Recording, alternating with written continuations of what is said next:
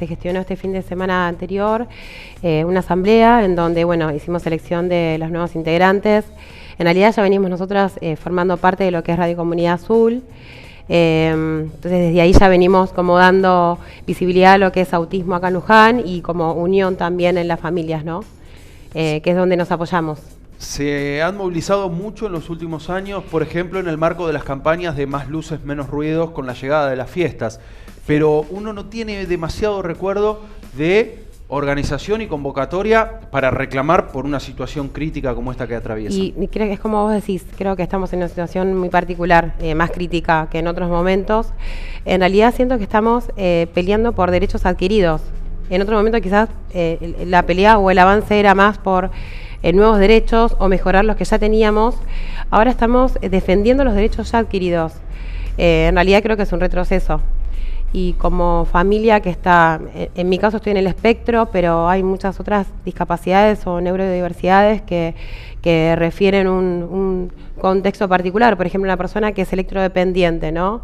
Estamos hablando quizás de terapias, pero estamos hablando de algo que necesita oxígeno, por ejemplo. Estamos hablando de cuestiones que ya creo que atentan a las necesidades básicas de la persona. Entonces, por eso nos movilizamos y apoyamos, damos visibilidad.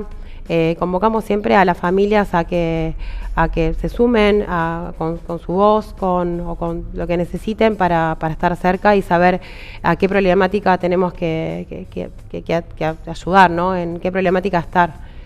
Porque sabemos que de parte de lo que es... a ver, tengo que hacer referencia a que en Luján es un estado presente. Son muchas las necesidades, sí, pero veo un intendente en mi caso y en mi alrededor, ¿no? En donde siento que hay apoyo. Te voy a dar un ejemplo. Mi nene tiene tiene acompañante terapéutico gracias al municipio. Obviamente me tuve que mover, presentar todos los papeles correspondientes, tuve el apoyo del colegio, pero si no fuese por el Estado, él no tendría. Y Contanos tu caso hasta donde quieras. Hablamos de un, sí, de un nene de qué edad. Tiene 7 años, Jeremías. Hoy ya no se habla con respecto al autismo, no se habla de qué grado tiene, sino de qué apoyo necesita. Él creo que está en un intermedio entre que necesita apoyo y necesita mucho apoyo, depende en qué función de su vida. Yo, por ejemplo, antes de ayer subí un video en donde él cocina, en donde él agarra todos sus elementos, prepara su comida preferida, corta, agarra el agua, no prende el fuego porque no puede, lo intenta, pero quizás le cuesta, no sé, aprender las letras o aprender los números o comunicarse con sus pares. Él tiene su manera de comunicarse simbólica, digo yo. El autismo es muy simbólico. Y en el caso de él, por ejemplo, no es hipersensible, es hiposensible, que es una palabra que para muchos resulta nueva. Me pasa muchas veces que cuando me dicen, no, él es al revés de todo lo que se imagina en realidad. Ajá. O sea, que en vez de quizás que las estimulaciones sensoriales lo perjudiquen, él las necesita.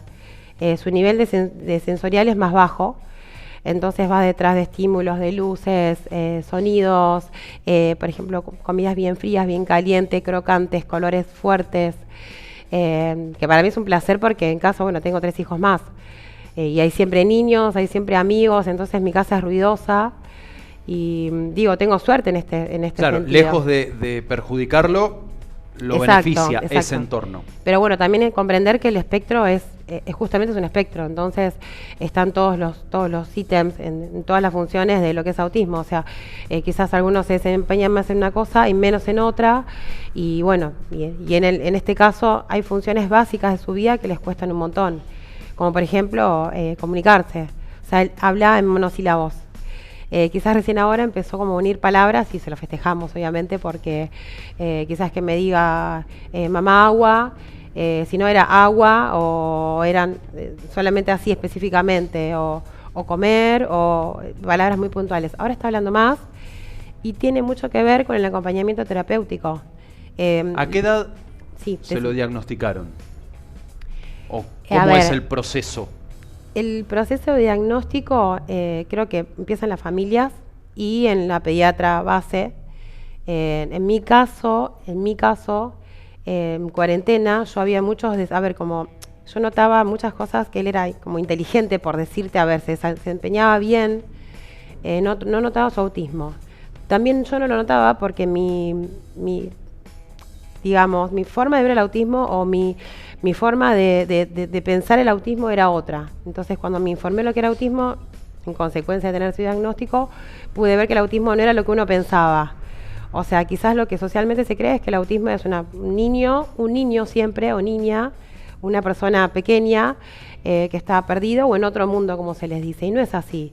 O sea, mi hijo estuvo siempre conectado, nada más que quizás tenía un retraso en el habla, un retraso en dejar los pañales. Entonces yo no notaba el autismo en él. Me lo decían mi cuñada, mi excuñada, por ejemplo, que ya está estudiando psicopedagogía, me hizo referencia a algunas conductas que la verdad que yo no le hacía caso, la pediatra también. Bueno, voy a una neuróloga, la neuróloga no me conformó, recurro a otra neuróloga y es donde yo acepto su diagnóstico y tenía 2 años tenía, perdón. A los 3 es cuando 3 y medio que tramito el CUD. O sea, él hace 3 años que tiene su certificado, menos porque lo renuevo ahora. Pero en los tiempos, o sea, estuve 1 año más o menos hasta tener el CUD. Que el CUD en realidad es la firma de que el diagnóstico es real. O sea, ¿cómo sí, eso implica evaluaciones, estudios. Exactamente. Pasar por esas instancias de juntas médicas. Exacto. Y demás. Sí, o sea, te dan las órdenes, un montón de órdenes, no sabes qué hacer, a dónde recurrir, porque de repente tenés que hacer un montón de estudios, en mi caso sin obra social, así que fue como, a ver, creo que lo que es Familias Azules nos acerca a eso un montón de veces, a saber qué hacer, porque ¿Ahí te acercaste a la Asociación Autismo Luján? Exacto, yo ahí hablo con un contacto que tengo en el municipio para pedirle información, ¿qué hago? ¿A dónde puedo acercarme? Ahí me comunican con Mercedes y con Yanina, que Yanina en ese momento era la presidenta de la Asociación Autismo Luján. Sí, Yanina Ojeda. Exactamente. Y bueno, es quien ella me da algunas recomendaciones y ahí es cuando empiezo el camino a sacar el diagnóstico, digamos, a tener ese bendito papel. Inicio en lo que es Subsecretaría de Discapacidad, acá en Colón, creo que es 1177, si no me equivoco la dirección. Sí. Bueno, ahí me dieron como los papeles iniciales a completar. Entonces, una vez que vos tenés esos papeles, tenés que ir obviamente psicopedagoga o fonoaudióloga, neuróloga, distintas terapias que son terapias de diagnóstico, o sea, quizás es de 1 a 4 sesiones, depende la terapia, donde ellos te generan un informe y con todos esos informes uno se acerca, es largo el camino, se acerca a discapacidad, te dan un turno por una junta evaluadora y ahí se genera el diagnóstico. Por eso también se habla mucho de estos, a ver, papeles truchos o personas en discapacidad que no son discapacitados. Y estaría bueno que si se va a analizar eso, se analicen todos los sistemas. Porque no es el único sistema en donde puedes llegar a ver lo que se llama ñoquis, ¿no? O personas que no están dentro. Que no lo merecen o que no tienen que tener determinada asistencia. Están en todos los sistemas. O sea, si se va a revisar, que se revise todo. Y creo que si se va a realizar... Pero no es un abrir y cerrar de ojos para obtener un certificado único de discapacidad, no, eso está claro. Por supuesto que no. Y es doloso porque en el medio de todo esto... uno tiene que aceptar el diagnóstico, tenés que entender que todo lo que vos tenías pensado con respecto a tu hijo es otro. O sea, yo soy feliz con mi hijo, o sea, no hay una cosa que... Me han preguntado si yo quiero curarlo. Yo no quiero curarlo, yo quiero que él sea feliz. Entiendo también que no es una enfermedad, en el caso de él, hablamos a veces de discapacidades que sí son enfermedades, en el caso de él no, es una condición y creo que parte en uno informarse para darle una buena calidad de vida. Para, como me dice mi profe, yo tomo cursos con José Cirelli, que es un profe muy capacitado también en lo que es TEA, y él habla siempre de un ambiente amigable. Y creo que es ese el secreto en el autismo, de entender cuál es el ambiente amigable de tu familiar, de tu hijo, de tu hermano, porque también sabemos que hoy los diagnósticos se dan de adulto, muchos casos, porque la salud mental hace años era otra. Claro. Entonces, entender que a veces también se generan muchos masking, o sea, el masking es todo eso que como adultos tapamos para encajar en la sociedad y que de repente reprimimos para no generar molestias, como en el caso, no sé, las estereotipas, que son esos movimientos repetidos que hacen los niños hoy, por ejemplo, con un juguete, algo para morder o hay muchas cosas que hacen que calmar o relajar, ¿no? O el movimiento de pierna, por ejemplo, eso lo tenemos muchas personas en el caso de estar nervioso. En el caso de autismo eso es muy repetido y se relaja muchas veces con juguetes o con lo que serían juguetes de calma. Es muy engorroso el camino, sinceramente. Es engorroso. Pero has podido ver y ser parte de un proceso de evolución, de mejora, a partir de esto, ¿no? Las terapias, las asistencias. ¿En qué han trabajado y cómo han podido acceder? Decías que el acompañamiento, en este caso, del municipio, del Estado local, ha favorecido. ¿Cómo? ¿Por qué?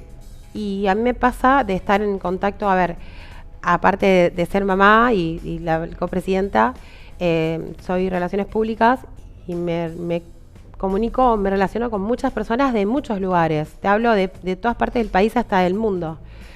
Y si hay algo que tengo que recalcar es que en Argentina y en muchas localidades, en las provincias es mucho mejor, pero dentro de Buenos Aires es complicadísimo a veces llegar a que se cumplan tus derechos, ¿sí?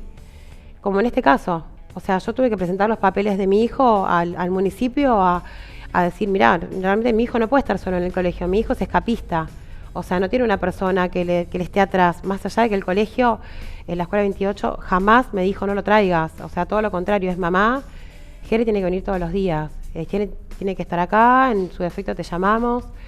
El año pasado no tuve acompañante, primer grado, me llamaron 3 veces, 4. ¿En todo el año? En todo el año, bien. Sí, bien. Pero bueno, también estuvieron todo el equipo, todo el gabinete atrás de él, la seño, sus compañeros. Es un buen colegio, es un buen colegio. En esta suerte me refiero, porque también hablamos de otros colegios que no pasa la misma situación. Pero de parte del municipio, las veces que he hecho contacto, siempre la respuesta fue positiva. Siempre fue en ayuda, en servicio, en muchos ámbitos del municipio. No noto lo mismo en otros. Me pasó este año, cuando nos tuvimos la fiesta de fin de año de lo que es la radio, hablando con chicas de otro programa, me decían eso, que por ejemplo, no sé, hago referencia del ejemplo que me dieron ellas. En Moreno no pasa lo mismo, me dice. Nosotros tenemos todo complicado. Muchas veces pasa que si tu hijo tiene problemas de conducta, que es normal en el autismo, porque, a ver, hay que conectar con la persona y entablar de alguna manera que esa persona aprenda conductas, ¿sí? Un nene de 6 años, quizás le decís, mira, no pegues, no toques, no rompas, no corras, y es más fácil que lo comprenda. En el autismo no sucede esto. O sea, en el autismo hay que expresar, enseñarle de otra manera, y lamentablemente tampoco tenemos docentes capacitados. Sí, porque es que es un desafío. Vamos a la realidad, o sea, el docente está capacitado para chicos neurotípicos, no neuroatípicos. Entonces, se tiene que ir capacitando con el niño. Y a veces tenemos la suerte de tener un docente que estudió educación especial, pero en otras no. Entonces, creo que hay muchas cosas de base. Y pienso en que las instituciones intermedias y demás se vayan adaptando, vayan capacitándose y demás para poder intervenir por sus facultades y demás en determinadas situaciones. Bueno, es todo un proceso que lleva tiempo. Exacto. Recuerdo hace ya quizás 1 año y medio, 2 años, me llamó la atención, por ejemplo, que en el cuartel de bomberos voluntarios estaban a punto de iniciar una capacitación con personal especializado para poder abordar una situación de emergencia con un niño, una niña, quien fuere con autismo. Y bueno, eso habla de que las instituciones van evolucionando, se van adaptando, pero es un proceso difícil. Sí, pero ni hablar una escuela, ¿no? Pero en el sistema educativo falta todavía. Lo he hablado, incluso yo tengo mucho contacto con lo que es el equipo directivo, obviamente estoy un montón en el colegio. Mi hija, que hoy está en 4º año, inició en primer grado ahí. O sea, yo no soy lujanense, vivo acá hace 10 años. Entonces nos mudamos y al año mi hija empezó hace 9 años que estoy en la escuela. Y sinceramente lo hablamos. ¿Tenés 4 hijos? Tengo 4 hijos, sí. O sea, Jere es el más chiquito de todos. Sí, y es el único. El único, en mi caso sí, en mi caso sí. Incluso hace poco tuve una entrevista en la radio a una mamá que tiene 3 trillizas autistas. O sea que la situación es muy amplia para todos. Imagínate lo complicado que debe ser, por ejemplo, para esa familia tener que cubrir todas las necesidades, porque son otras, realmente. En mi lugar de comunicadora, lo que siempre quiero hacer llegar es esto, es cómo es la vida con una persona autista, para que se salga, se derriben todos los complejos y se derriben todo lo que uno piensa que es y que se sepa lo que realmente es. Entonces, muchas veces les pasa a las familias que se aíslan, porque es complejo. O sea, por ejemplo, si vos tenés un niño, en mi caso, él es escapista, corre, no sé, si ve a una nena en la plaza, le quiere sacar su juguete, no tiene drama en sacárselo y quizás empujarla. Pero no lo hace de malo, es porque es su manera de juego, ¿sí? Entonces yo voy por la vida, es autista, disculpen, perdón. Supongamos que tu hijo tiene 15 años y ese empujón es una piña. ¿Qué haces vos? ¿Lo llevas a la plaza? Una vez lo vas a llevar, dos. La tercera te vas a recluir en tu casa, sí, porque vas a tener miedo quizás, no vas a querer molestar. Entonces, si no tenés un contexto que te acompaña a tu hijo y a vos como educador para poder llevar adelante esa educación, ¿qué esperamos a futuro? O sea, pensemos hoy todo lo que está pasando a nivel de salud mental. Sí, estamos viendo justo en una situación en donde creo que es la tercera noticia que hablamos de una tragedia en donde hay de fondo un problema de salud mental. ¿Por qué sucede esto? Porque no se atiende la salud mental, ¿sí? O sea, estamos hablando de autismo y de mejorar la calidad de vida de una persona autista, pero hablo de una persona que tiene depresión. Y esa persona que tiene depresión tiene que educar también, porque a la vez todos los sistemas de que se habla de hijos y aborto y demás, está todo también tan en colapso, que por eso siento que hay un sistema de base que tiene que modificarse a nivel educativo. Creo que si le ponemos foco a la educación en todos los sistemas, puede llegar a haber un cambio. Y es como hablábamos, es un cambio que se va a ver a futuro. No sé si un gobierno de turno puede poner foco, porque los resultados van a ser quizás a 15 años, ¿sí? Claro. Sí, tiene que ser una política de Estado. Una política Ahora, de Estado. En este contexto de crisis, en el día a día, ¿qué se está viendo afectado? Y entienden por qué, ¿saben la raíz, digamos, de la cuestión? Se ven obviamente afectados, creo que el sector más vulnerable, eso creo que está a la vista, jubilados y discapacitados, porque se está tocando, como decíamos en un principio, los derechos. A ver, si en el caso de autismo, ¿no?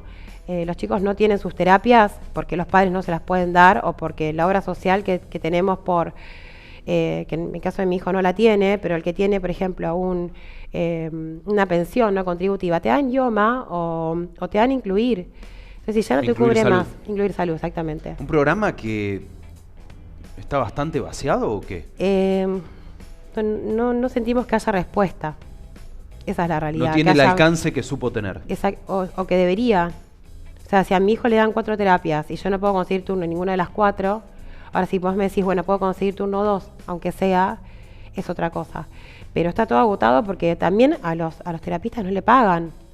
O sea, eso también lo tenemos que entender. O sea, uno no vive del aire, ¿sí? Ahí hay un punto, ¿no? En la actualización de la contraprestación económica a los profesionales, que tengo entendido que está congelado hace mucho tiempo.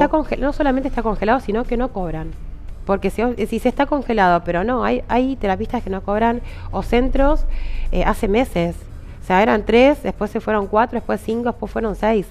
Entonces... hay muchos profesionales en Luján que puedan abordar, por ejemplo, casos del espectro autista. Sí, acá hay muchos centros, sí. Yo tuve la suerte de contactar con varios. La verdad que mi hijo pasó por 2 centros distintos. En los 2, sinceramente, fue muy bueno. Sinceramente, a ver, siento Pero están en Luján, en crisis. Están en crisis por esta razón. O sea, no por una razón. A ver, las familias y los centros estamos unidas en este caso. O sea, no hay que nosotros vamos y reclamamos al centro que nos den las terapias que deben tener. Sabemos cuál es la razón. O claro, sea, si desde el centro te explican y hasta abren los números y dicen, mira, como ocurrió en el Garraham, un residente está cobrando menos de 800.000 pesos. Cualquiera puede ponerse en esos zapatos y entender la situación. En este caso es igual. Es igual. Es que creo también muchas veces ya lo entendemos de antes como familias. Muchas veces vos vas a facturar tus horas y los terapeutas tienen que facturar 2 horas 2 horas y te hacen un promedio de horas. ¿Por qué? Porque está muy mal paga la hora. Y eso se comprende. Entonces, todo este sistema burocrático que funciona mal, está de base y no debería ser así. Es como decía, escuchaba una de las doctoras del Garrahan, que dice, nosotros somos doctores, tenemos una matrícula, estamos acá, realmente estudiamos, cumplimos, estamos, y es arduo el trabajo, sinceramente. O sea, tenés que estar muy preparado mentalmente para abordar casos de discapacidad, siendo psicopedagoga, siendo psicóloga, teniendo una función tan importante. Sí, tener que explicar estas cuestiones parecen muy básicas y hasta redundantes o innecesarias, pero estamos en un contexto en el que sí, lo obvio parece no verse o hay que hacer que se vea, ¿no? Es como decíamos en un principio, lo que estamos peleando es por mantener nuestros derechos, que creo que es el derecho a la salud, derecho al bienestar. No podemos decir que tiene las mismas posibilidades una persona discapacitada que una persona que no lo es. Y creo que hasta que no tenés cerca a alguien o no te pasa, no lo podés realmente comprender del todo. Yo me preguntaba ayer cuando veía el sistema de votación. Yo apoyo y sigo mucho a Edu Sotelo, que es un profe de educación física que también está como apoyando todas las manifestaciones. Él pasa data exactamente en números y veía a todas las personas que votaron de manera negativa. Yo lo que me pregunto es, ¿esas personas no tienen familiares?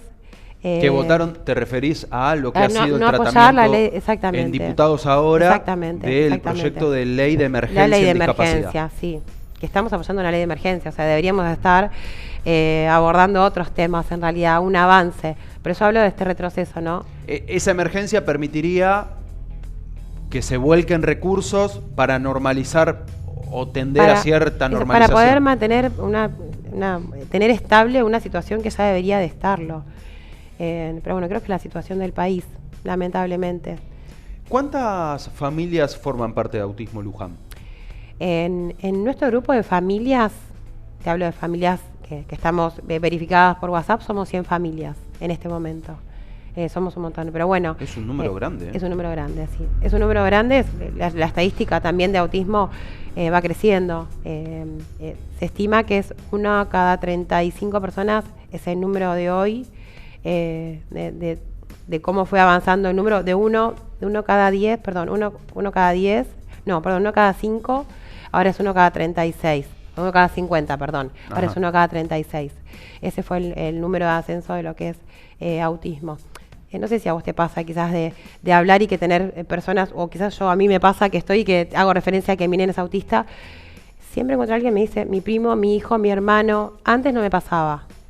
Siento que ese número se está haciendo bien presente. Y eso tiene que ver con la posibilidad de detección, ¿no? de identificación, sí, lo que se ha avanzado en ese sentido. Sí. No es que no existía y de repente en estos últimos años... Existía. Creo que el número también va en ascenso y creo que las causas se están estudiando. Y justamente que gracias a que ese número se elevó y se estudió y se comprobó, es que también se está estudiando más, cuál es la causa, cuál es la razón de dónde sale, por qué ese número crece. Si es que antes no lo detectaban, si ahora es que se detecta más, o si realmente hay factores que generan que ese número crezca. El estudio está, y creo que, yo digo, nuestros hijos son los conejillos de India, siento yo, porque somos la generación que en realidad estamos brindando atención a ver cuál es el núcleo y haciendo pruebas. Me incluyo, o sea, soy una mamá que cría prácticamente sola, en lo que refiere a crianza, ¿no? Y estoy siempre como a la prueba y error con él, a ver qué cosas, no sé, te doy un ejemplo, mi hijo me hacía crisis. Las crisis de un nene autista no es un nene llorando, es un nene que no tiene contención, que puede gritar acá en la esquina sin ningún problema y tirarse en el piso y no lo movés y no lo arrastrás y no lo contenés. Y no es un capricho. No, no. El capricho en mi hijo es como el de todos. Llora un rato, lo abrazo, se le pasa, o lo dejo llorando y se le pasa. En una crisis es incontenible prácticamente, ¿sí? Bueno, yo no sabía qué hacer. Me hacía una crisis, me hace a los meses otra crisis. También, bueno, viste, entraba en crisis yo, porque no sabía qué hacer. Un amigo, justo acá en mi casa, y me dice, vamos acá al Wall, que tiene esos juegos, tiene justamente juegos inclusivos. Y mi hijo estuvo todo el día en la hamaca, toda la tarde en la hamaca. Así que ahí tomé la decisión de comprarle una hamaca terapéutica, que es como una hamaca de... como una hamaca de... no me sale el nombre, de las que se cuelgan afuera. Tipo una hamaca paraguaya. Hamaca paraguaya, exactamente, no me salía. Pero bueno, tiene otra tela, que es más elástica. Desde que yo tengo la hamaca, mi hijo, mira, en años me habrá hecho una crisis. Claro. Y que esa crisis tenía mucho que ver a cómo estaba yo. Sinceramente, yo en un momento estaba en crisis yo, en una situación de mi vida, y sentí que esa crisis de él también fue detonante de mi crisis. Pero bueno, también fui a investigar a ver con qué herramientas yo puedo que él esté estable, ¿no? Que él esté bien, que tenga, digamos, como... a ver, te doy un ejemplo. Si vos todos los días te levantás y te están golpeando martillo en la casa de al lado y te tiembla, no sé, la mesada y no puedes apoyar y tenés interacción de sonidos y de luces y no puedes descansar bien, ¿vos estarías estable? Y no. No, bueno. No. Entonces, la regulación sensorial de una persona autista es otra. Entonces, hay que ver qué regulación sensorial precisa esa persona y cada familia ver y saber y dar a conocer la regulación sensorial de cada persona. Entonces creo que por eso es que son conejillos de indias, porque a través de que yo hago mi investigación puedo acercar lo que yo sé y quizás conectar con familias que estén en la misma situación. Y de este grupo de 100 familias que son parte de Autismo Luján, que se acercaron, que fueron uniéndose y demás, me imagino debe haber situaciones muy diversas, pero respecto a las terapias y demás, interrupciones, producto de esta situación de crisis, ¿sí? ¿Hay panoramas complejos? Hay panoramas, sí, hay distintos. ¿Y qué se hace en ese caso? ¿Qué puerta se golpea? Y la realidad es que estamos todos en golpeo de puertas, porque la situación hoy está frenada. O sea, hacer un trámite es no tener respuestas. Te vuelvo a decir, estamos conectados lo que es los centros terapéuticos con las familias.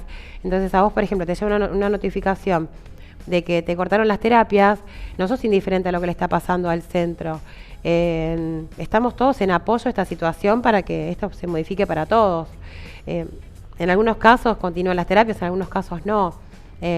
También pasa muchas veces con los que son medicamentos, el acompañamiento que te genera. O sea, por ejemplo, no poder comprar el medicamento que regula a tu hijo. En ese sentido, imagínate que nos ayudamos como familias, pero más que dar un apoyo no podemos dar porque la realidad es que la situación es compleja para todos. Por eso nos estamos uniendo y protestando y vamos a seguir haciéndolo, nos vamos a seguir movilizando y cada vez vamos a hacer más. ¿Qué te genera cuando la máxima autoridad, el presidente de la Nación, Javier Milei, hace publicaciones como las que hizo contra un nene de 12 años con autismo, y cuando, una vez aprobada la media sanción del proyecto de ley de emergencia en discapacidad, junto con el aumento del 7,2% de los jubilados en esa misma sesión, el presidente dice, esto se va a vetar, si lo aprueba el Senado se va a terminar vetando. Entre una cosa y otra, ¿qué pasa por vos y por ustedes como familias, ¿no? Realmente yo sinceramente no sé qué va a pasar con respecto a eso. Obviamente quiero ver qué sucede y ver si necesitamos llamar realmente a movilizarnos de otra manera. Siento que todos los derechos que tenemos ganados como argentinos, para todos tuvimos que luchar. Y lo sabemos de la historia argentina, ¿no? No será la excepción, decís. No será la excepción. Eso es lo que yo siento. Que si dejamos que nos pisoteen, nos van a pisotear, por supuesto. La verdad que me parece es decepcionante. Lo que claramente ocurre, bueno, podríamos ponerlos en cierto grado de similitud, jubilados y personas con discapacidad, es primero no tener una representación como cualquier espacio del trabajo en un sindicato o algo por el estilo. Segundo, las dificultades que se encuentran. Los adultos mayores muchas veces, por lo económico, por cuestiones de salud y demás, aunque se vienen sosteniendo movilizaciones miércoles a miércoles, es un sector al que le cuesta, obviamente por esas cuestiones y algunas otras, convocar, y en discapacidad ocurre lo mismo. Hay que atender un montón de cuestiones diarias como familias, personas con movilidad reducida, etcétera, etcétera. Sí, sí. Entonces, pareciera ser para la política en general y más acentuado en algunos proyectos y con algunas miradas, que son los sectores más sencillos de podar económicamente, presupuestariamente, porque, bueno, la reacción no llegará o no en la magnitud que haga que se revierta. Creo que es un sector que a ellos les genera gastos y les genera problemas. Lo consideran así, decís. Y no genera ingresos. No es un sector productivo. Yo siento eso, que para ellos ya no es un sector productivo, pero porque también siento que la visión de este gobierno es vernos como un número o la posibilidad de productividad que tenemos, no como seres humanos. Yo apoyo al disfrute, a la vida, a ser feliz. Y creo que muchas personas vemos la vida de otra manera, ¿no? Uno puede ver la vida como un negocio, de base el cuento del Principito, ¿no? ¿De qué habla el Principito? De que cada persona está en su mundo y que cada persona tiene su mundo particular. Entonces creo que también el mundo de cada uno es como uno lo ve. Si el paso por este mundo para vos es un negocio, es ver a cuánto más puedo acumular, cuánto más, creo que también vamos a invisibilizar las cuestiones humanas. En este caso, los sectores más vulnerables, como los ancianos. O sea, yo realmente, a mí me criaron mis 2 tías abuelas con 70 años. O sea, sinceramente, para mí es uno de los sectores que más aprecio y que me genera admiración. Y los niños, bueno, es mi debilidad. Los niños son mi debilidad, realmente. La maternidad la elegí, la super elegí, la volvería a elegir en 1000 vidas. Y tener a Jeremías para mí fue decir, bueno, la vida, yo quería ser madre, la vida me enseñó a ser madre con todas las letras con él, porque si no hubiera estado en diversidad, no hubiera entendido muchas cuestiones que hoy entiendo y me hacen como más cercana a todas las cuestiones que respectan a niños. Amo a los niños, me parecen una figura como súper poderosa, ¿no? A la cabeza de un niño. Y en el caso de discapacidad, va más allá de superpoder, porque a veces damos por sentado muchas cosas o hay cuestiones que no le damos importancia y cuando estás en discapacidad te hace valorar todo, pero por completo. Y que haya un Estado que no ve eso, que no tiene esa sensibilidad, ahí donde digo que me refiero a que es decepcionante. Pero bueno, creo que también a veces uno tiene que pasar por ahí para estar acá. Apuesto a eso. Esperemos que llegar a estos 2 años lo mejor posible y que no tengamos que salir a movilizarnos antes con ganas, porque no, eso es lo que yo te diría, tengo miedo, pero a la vez no, de qué puede pasar si veta la ley, porque esta ley para mí no es que, bueno, para mí tiene que ser sí o sí. Yo adentro mío siento que ser un sí o sí, pero porque tenemos el apoyo. O sea, si estamos en democracia debería ser un sí o sí. Si no, ya no estaría siendo un gobierno democrático. O sea, si la mayoría aprueba algo o necesita de algo, ya no sería democracia. Entonces ya creo que ya tendríamos que salir a pelear por nuestra democracia otra vez. Van a mantenerse en estado de alerta, entiendo entonces. Estamos en estado de alerta, sí. Sí. Estamos en estado de alerta y en estado de comunicación. Y invitamos siempre a las familias a que se puedan acercar. ¿Cómo los contactan? Bueno, nosotros tenemos nuestra página que es autismo.luján. También estamos en la radio, tenemos nuestro programa de radio que es Radio Comunidad Azul, sale todos los martes de 14 a 16 horas desde la UNLU. La UNLU nos generó este espacio, así que más que felices, 2 años y medio ya llevamos, y es radio.comunidadazul.luján. Quizás es más fácil recordar el otro de autismo.luján para que puedan acercarse a nosotras. Y a ver, esta nueva comisión apunta a la vinculación con las familias, porque si yo sé más cercanamente qué es lo que vos necesitas o cuál es esta problemática, te puedo o bien ayudar o bien dar herramientas para resolver, porque creo que ese es el secreto en muchos puntos, tener las herramientas adecuadas para poder seguir. A ver, como en mi caso, mi nene no tenía terapeuta, yo me moví, me informé, le conseguí terapeuta no, acompañante terapéutico, y era trascendental el acompañante. Si no, a ver, mi hijo iba a seguir yendo al colegio, pero corre muchos riesgos que otro nene no.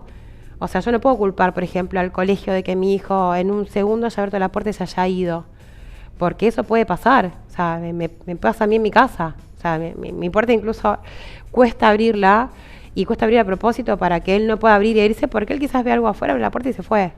Entonces, quizás poder ayudar a esa familia que necesita resolver tal problemática de transporte, de terapia, en el colegio, a modo remedio, ¿no? Igual las recetas son personales, pero muchas veces se tiene que comprar tal remedio, entonces nos ayudamos como familia.